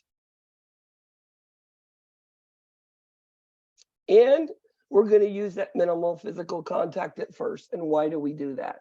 You can't go in and start putting a blood pressure cuff on, taking a temperature. It's not going to happen. Get on their level, gain their trust, let them touch and feel this equipment afterwards, right? So you start out and, don't be towering over them. Get down on their level. Sit next to them. Sit on the chair so that they're above you. That's how you get to talk to these kids. What would you suspect if you note that an infant's chin is quivering, their fists are clenched, and they're inconsolable? They're crying and they're not stopping. What is that? Isn't that part of the Flack scale? Faces, legs, activity, crying, consolability, right? And it's all about pain. That is pain. That little chin and his hands like that, that's absolute pain. And sometimes when they're banging the head to the side, they're showing you the location. That could be an ear ache. Kids get a lot of ear aches and ear infections. A multi. Erickson describes trust. Infant says trust versus mistrust. What does trust mean? When does an infant trust you?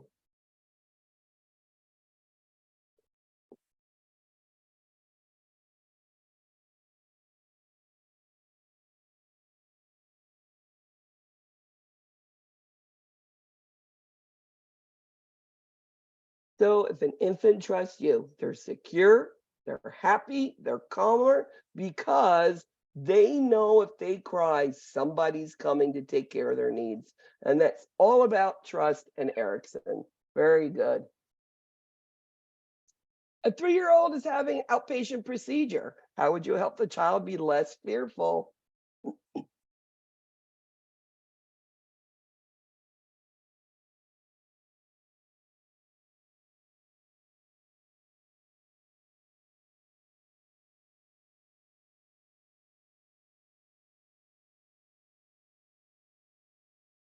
So again, we're going to have a doll. Let them, see what you're going to be doing on them. Sometimes words don't describe it, and then maybe they don't understand the words that you're saying, but give them a doll and then they could see what's going on. Then they understand a lot better.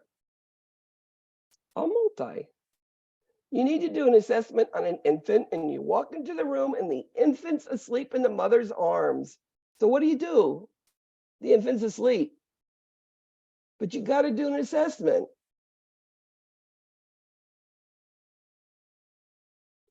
What did I tell you about doing an assessment on a pediatric child? Remember, it's not a head to toe, right? We're not an adult here. So you're going to listen to the heart and to the respiratory status because they're quiet. They're not crying. You can hear that. And then you can do whatever else you can. And you're going to do it usually focused on what's the focus assessment you need to worry about. Are they there because runny nose and a cough? Those heart sounds and respiratory status is perfect to look at. When do you switch formula to whole milk? I didn't mention that this week, I don't believe. We said you'd like to have a child being breastfed for the first year. They say that. We introduce food at 6 months. And then why do we do whole milk also? Well, we never restrict fat on a child. They need that extra fat for all of the nutrition in it. And they say at 1 year old, you switch it to whole milk. That's when usually they're weaned off the breast and we could just use whole milk. Very good. Another multi. When teaching about car seats for a newborn infant.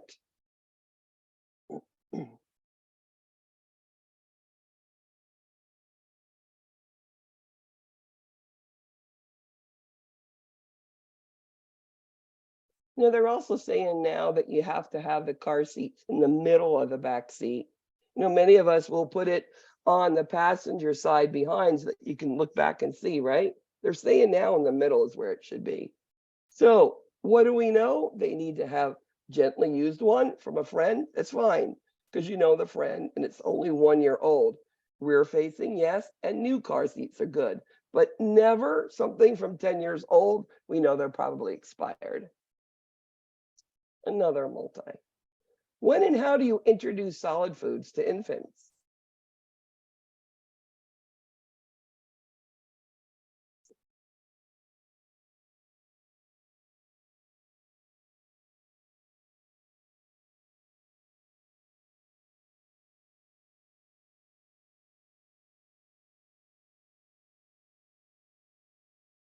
One food at a time at 6 months, and you wait 4 to 7 days in between.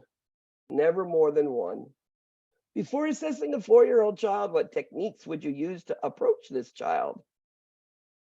You're going to go into a 4-year-old and you got to do a head to toe. How are you going to do that? And make them work with you. What's the first thing I said? Use minimal, touch it first, get on their level, talk with them.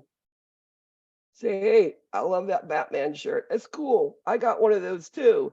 Or you pull out a sticker with Batman. Then tell them what you're going to do. Get on their level, sitting down below them, let's touch the equipment.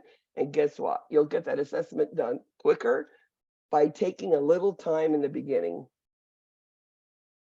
What technique can be used to examine a toddler?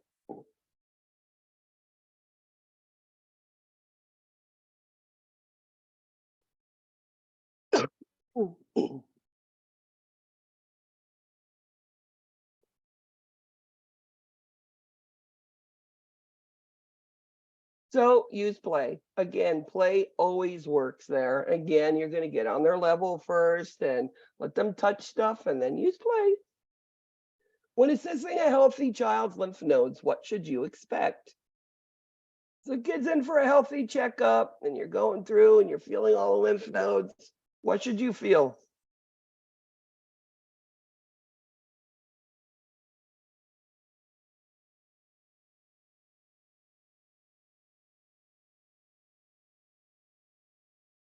They're only swollen and you can feel them only when they're sick. You should feel nothing if they're healthy.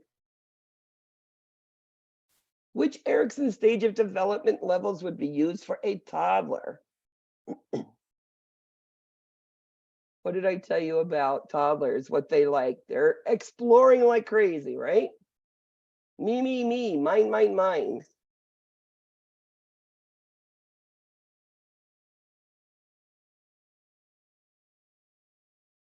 So it's autonomy versus shame and doubt. Me, mine means autonomous, doing it themselves. And the shame and the doubt is when the parents try to do it for them or stop them from hurting themselves. What pain scale would you use on a 3-year-old child?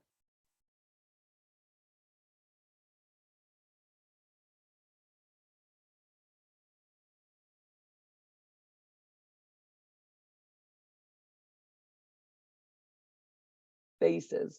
Black is up to 3, but at 3 starts faces. This is according to the book. A multi.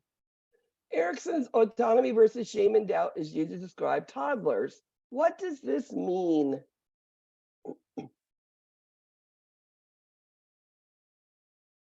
You know, in these cahoots, I try to show you and make you or help you understand the differences in what these theorists are talking about. So remember, let the kid try, let them do it for themselves. And the shame is when you have the toddler, you don't let them do it for themselves. You don't let them play all by themselves. You got to keep them safe, but the rest of the stuff is correct. A 2-year-old boy is playing with dirt and mud. What type of play is this? You know what boys do? They go out and find a puddle of dirt and they sit there and they just want to smush it and play with it, step in it, splash it with their feet, right?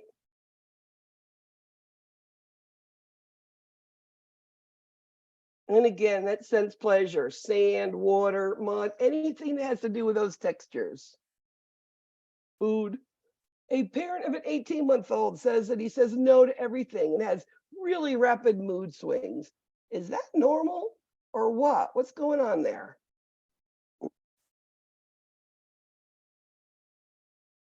What did I say about toddlers? Ages 1 to 3. They're all egocentric, right? It's all about me, mine, mine, mine. So that is absolutely normal for this child. What is descriptive of the preschooler's understanding of time? It's 12 o'clock and we're going to go to the zoo. Ages 3 to 6. Do they understand 12 o'clock?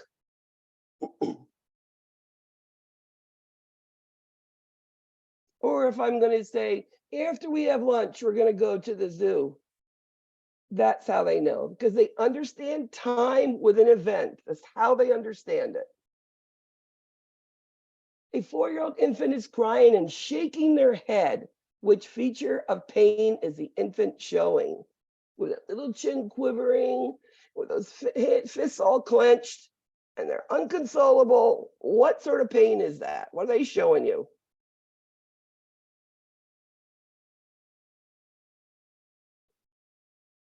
They're telling you where it's at. It's the location. Maybe if they were banging their stomach or moving one leg, they're going to tell you. Somehow they can show you. A 1-month-old infant's back of their head is flat. What would you tell the mother? My kid's head's flat. What am I going to do? He's going to have a crooked head.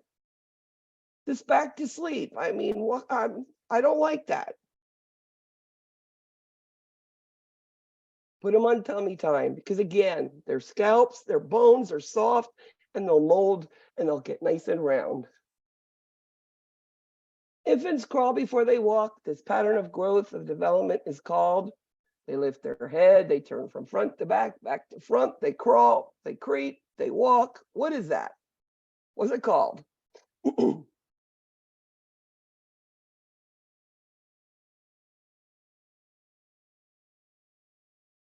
And this, when they talk about it, it's a sequence of things that must happen.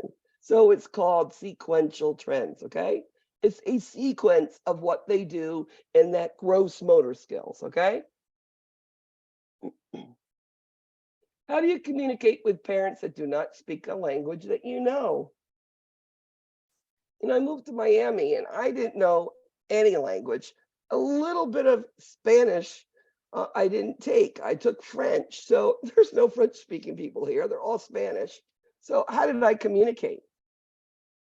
What is the proper way to communicate? Get that little blue phone with an interpreter. Never use a family member. They'll interpret it the way they think it should be, not how it actually was said.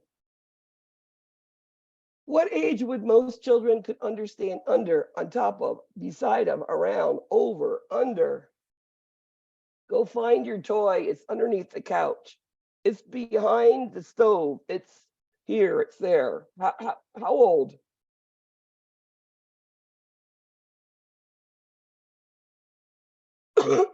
And that's at 4 years old that happened. So remember that one. Under, over, around, on top of, all of those things. It's about 4 years old, they starting to get it. They understand that. In terms of language and cognitive development, a 4-year-old child would be expected to do what?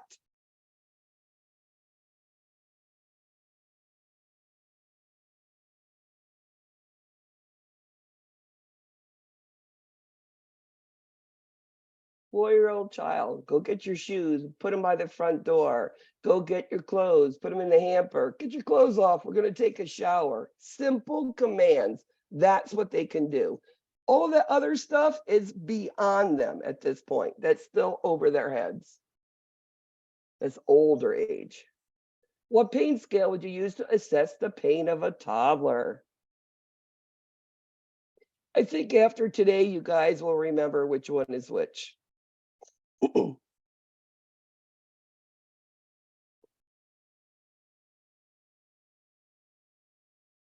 And that is the FLAC. Remember, before age 3, it's FLAC, okay? They can't show me a picture yet. They don't know those faces. After 3, it's faces. And at age 8, it's numeric. A multi. What safety instructions would you teach the parents of a 6-month-old child? Well, what are they doing at 6 months that you worry about?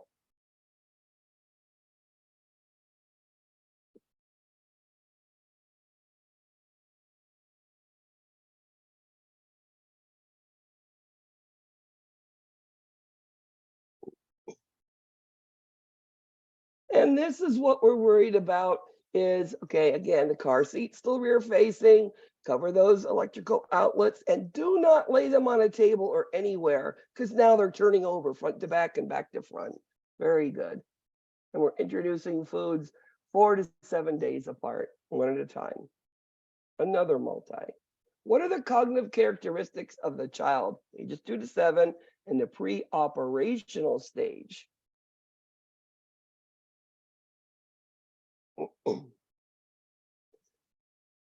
You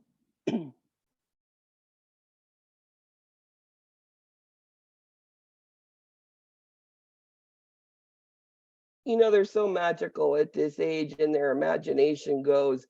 They don't understand somebody else yet. They don't get why you want to have that toy now and I'm playing with it. They're extremely imaginative, but they're also starting to use things like the broom for the toy or a piece of paper to be a plane. All of those things they're starting to do now. Again, has to do with their mind and their thinking, cognitive. A nurse receives a phone call about her 6-week-old baby. He's saying that he cries a lot every day. What can she do? So the mother's asking you what she can do for her child. At 6 weeks old, is crying a lot. What would you suggest her to do?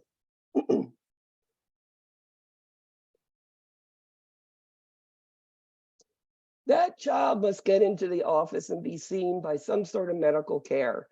6 weeks old, crying a lot. You can't just assume it's gas. You can't just assume it's a formula problem. You need to have it checked out. 6 weeks old, they really don't have an immune system and they're very apt to be sick in so many different ways. That child needs checked. A multi. What should an infant be able to do at 9 months old?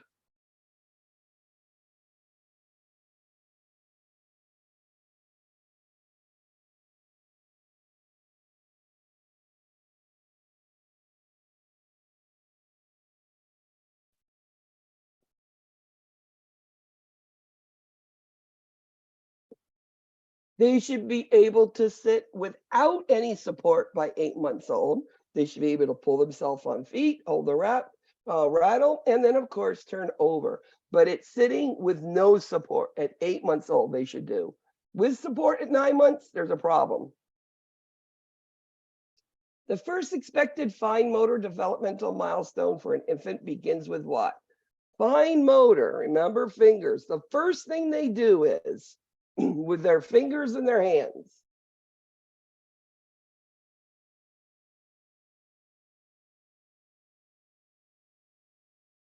Well, the first one they're going to do is a grasp, but the first one is called a reflex. Remember, you put the finger, reflex, they grab it, they're hugging. And after that, it becomes voluntary. So it's that reflex grasp first.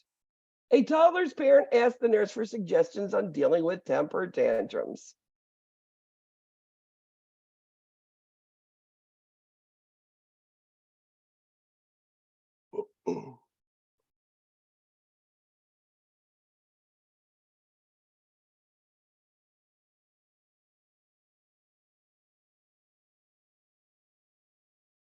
Ignore the behavior as long as they're not going to be harmed. If they're not getting attention, it will stop. If you're always going to it, they'll continue to do it because they got your attention. A 2-year-old has difficulty in activity, sensory sensitivity, and only speaks one-word responses. How would you assess that? Because that's not what a child does then. One word, we know at 1 year old, they should have 2 words. This kid is definitely delayed. What do you think is going on there? And it's probably autistic. Now, you're going to test for many different things, but that modified checklist for autism can give you that guidance to say possibility of it. And then, of course, they'll assess it even further with psychologists, neurologists, CAT scans, and whatever they're going to do. Parents are concerned our 8-month-old child's not developing like our older child. What is normal for 8 months?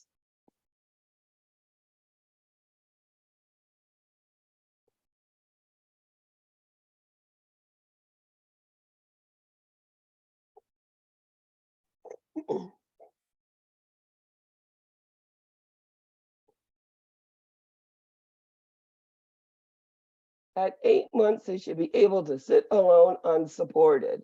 They're not gonna, of course, pulling themselves, they can, but we know that it's sitting alone unsupported is what an 8-month-old child should do. And remember, old kids are different. What fine motor skill is expected of a 4-year-old child? Remember, fine motor is fingers.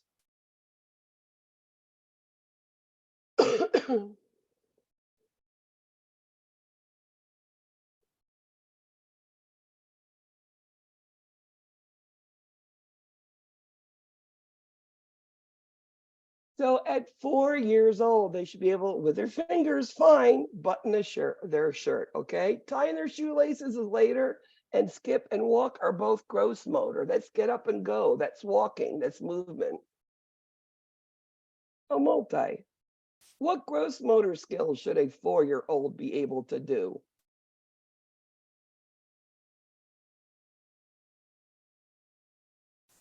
A 4-year-old, what should they do?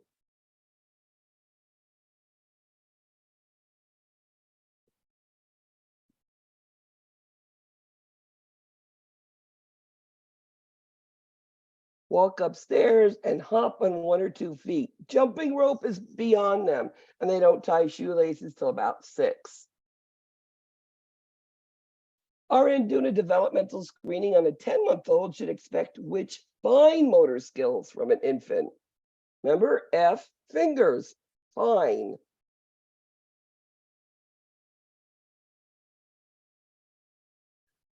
So it's a reflex grasp, voluntary grasp, crude pincer, fine crisp pincer. Then we're reaching into the container, build a block of 2. So 10 months should be at least a grasp at handle and we'll do that pincer grasp, whether it's a complete pincer or sort of a crude one. Absolutely. Frequent developmental assessments are important for which reason? Like, why do we look at what the kid is doing? Can they lift their head? Can they roll over? Are they crawling? Are they walking? Are they talking? Can they put stuff in a bucket and pull it out? Why do we want to know that?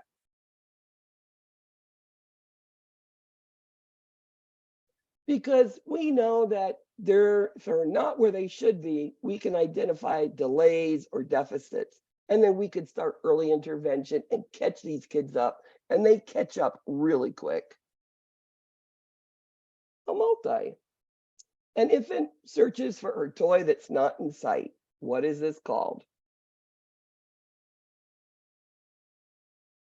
You know, a lot of times we'll do this in order to make the kid try to move and use their motor, muscles, and trying to make them with that movement, getting them thinking. And that is called object permanence, and it allows them to explore, and that's memory too. They're remembering that that is there, and they're going to be looking for it. The natural physical developmental sequence that most children follow is physical development, gross motor skills, you can call it too.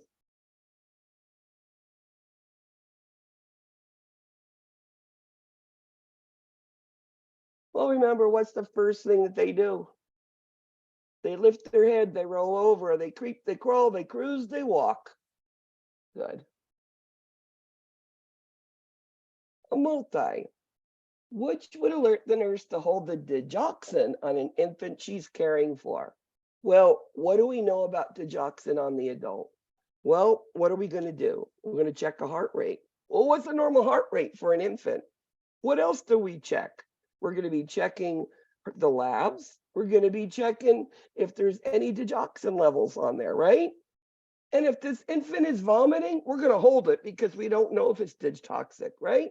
So a heart rate of 90 is too low. Usually they'll say, hold it for less than 100. Potassium must be normal, and digoxin level, that's really high, 0.5 to 2.5. 3.3 is really high. Pulses have nothing to do with digoxin. In general, an infant should triple their birth weight about what months of age? We talked about double, we talked about triple, and actually they quadruple at 2.5 years old. And that's at 12 months. Triple at 12 months, double at 6 months. When an infant's toes spread, when the soles of the feet are stroked, this is called, when you go like that and they just flare out. Now I ask, is there any difference between adults and infants at this point?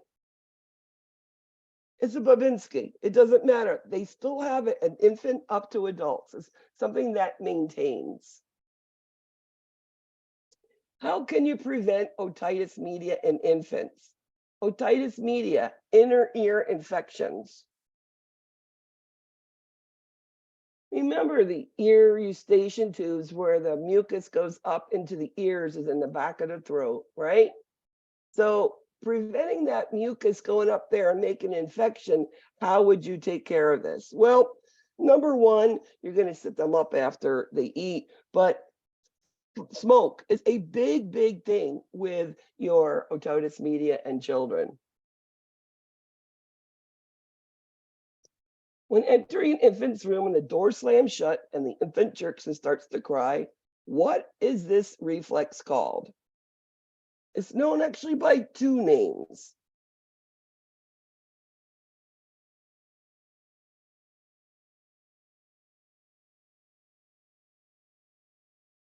It's either called Moro or startle reflex. It's like all of a sudden their hands and their feet go up and they're startled. It's also called Moro. A 4-year-old is reluctant to take medicine. What intervention should the nurse take? This is a big thing with young children, not wanting to take medicines. And many times parents even can't get them to take it, but they have to take it before, they go because the doctor ordered it, whether they're going to go home on antibiotics. It's something that, we need to actually teach our parents. We never, ever, ever, ever mix it with a big food or juice, because if they don't eat all the food or juice, did they take the medicine and how much did they take? Sometimes a small little, yes, but not just in a bottle type thing. With a 4-year-old, you're going to say, do you want liquid or do you want to chew a pill? Or if you want it in a liquid, you want it in a cup, you want to squirt it in your mouth. It's a straightforward approach, and usually that will work. Which intervention helps a hospitalized toddler feel sense of control? Remember, toddlers don't like change, right? Wants to know what's coming next. So how do we do that? They're moved to another environment.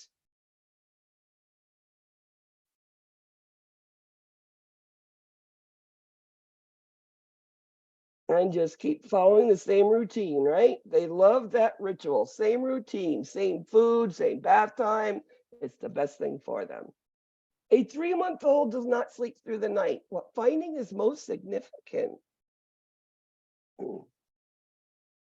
Why aren't they sleeping all night? They should at this point.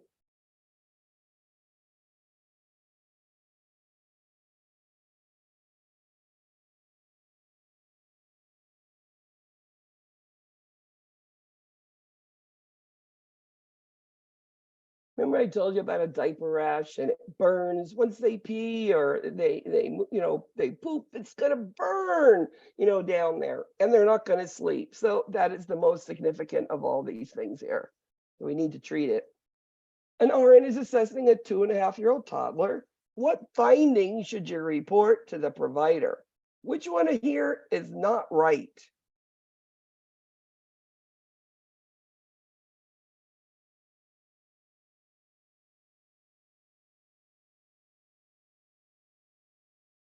Remember I told you at birth we have huge heads. In about a year and a half, the head should be equal to or less than the chest. So chest circumference should be more than head. If it's not, you need to report it. Another multi. What are risk factors for SIDS? Sudden infant death syndrome. So the risk factors are things that can cause SIDS.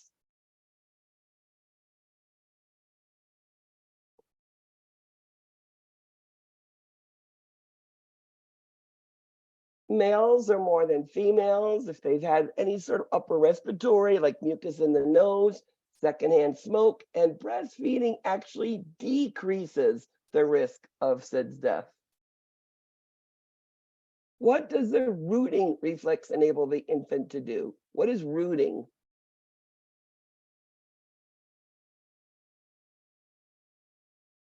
I like to take and stroke their little cheek, and they start to root. And when they're rooting, they're looking for their bottle or they're looking for a breast. You would teach a breastfeeding parent, stroke their cheeks, and they'll start looking for the breast. A multi. A child's been admitted with profuse diarrhea for 2 days. What would you expect? I will be throwing in some acid-base questions. I've seen 4 questions on the last couple HESIs regarding acid-base. So I am making sure you understand in a child what sort of acid-base questions you'll see.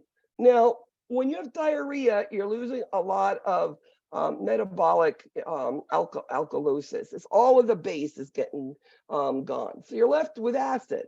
So your metabolic acidosis. Of course, any loss of anything out of the body, you worry about hypokalemia, okay? Normal language skills for a 3-year-old child.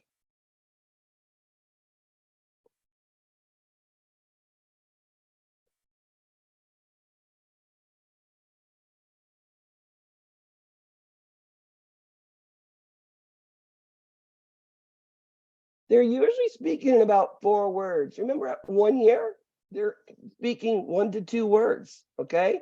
And it could be more milk, more mama, more mama. I mean, milk mama. So if they're only doing 2 words at 3 years old, they're delayed, but they should at least do 4-word sentences at that age. And infants unable to take breast or bottle feedings because of their condition, what is important to remember? They have something going on and they can't eat. They have to have IVs or hyper-L for whatever reason. What do you need to remember? It's all about growth and development here. Give them a pacifier. Let them suck. They need to self-soothe. You're going to put nothing in their mouth if they can't have it. And there's many conditions that a little bit of water, a little formula will choke them. And you don't want to overstimulate their mouth. So only a pacifier, self-soothing. And last question, what does an infant start to do at 3 months?